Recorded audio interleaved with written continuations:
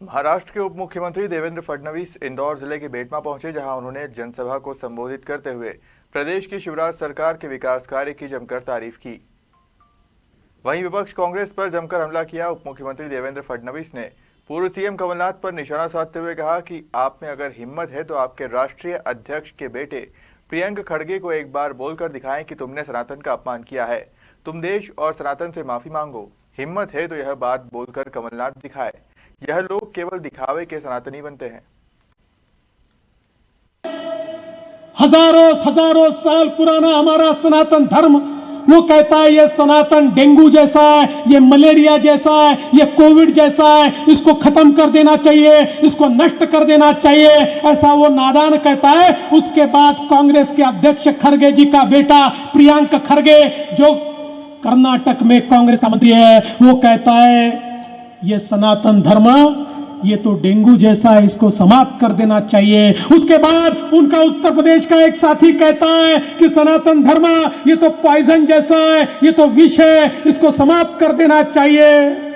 दोस्तों, इन नादानों को बता दो, हजारों साल पुराना सनातन धर्म, अरे इतने लोगों ने आकर इसके ऊपर आक्रमण किया। आक्रमणकारी कहां है हमको पता नहीं, वो सारे जमीन में गाड़ दिए गए, लेकिन सनातन को कोई समाप्त नहीं कर पाया। अरे जब सनातन के ऊपर कोई आक्रमण हुआ तो देश के अंदर छत्रपति शिवाजी महाराज जैसा, महाराणा प्रताप जैसा एक राजा पैदा हुआ जिसने लड़कर इस सनातन को बचाया। प्रधानमंत्री और राष्ट्रपति उनके पीछे चल रहे हैं। जो सपना हमने देखा था एक मजबूत भारत का, आप विचार कीजिए, एक प्रधानमंत्री कहते हैं मोदी जी तो हमारे बॉस है, दूसरे प्रधानमंत्री कहते हैं मोदी जी आपका ऑटोग्राफ, आपकी सिग्नेचर हमको चाहिए।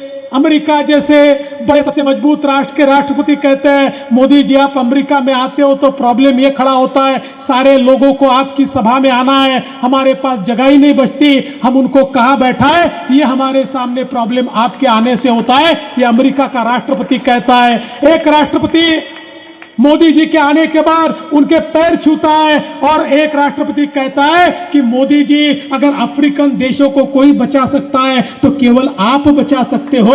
ये मोदी जी ने भारत की जो परिस्थिति आज तैयार कर दी। दोस्तों, 200 साल जिन अंग्रेजों ने हम पर राज किया, उनकी अर्थव्यवस्था को भी पीछे छोड़कर भारत आगे चला गया। अंग्रेज देखते रह गए और हम उनके भी आगे निकल गए। ये मोदी जी ने करके दिखाया। और अब आने वाले दिनों में हम दुनिया की तीसरी सबसे बड़ी अर्थव्यवस्था बन रहे। कोई ये पूछ सकता है अर्थव्यवस्था बड़ी हो गई तो मुझे क्या मिला? दोस्तों, जब अर्थव्यवस्था बड़ी होती है तो अवसर तैयार होते हैं, अर्थव्यवस्था बड़ी होती है तो रोजगार तैयार होता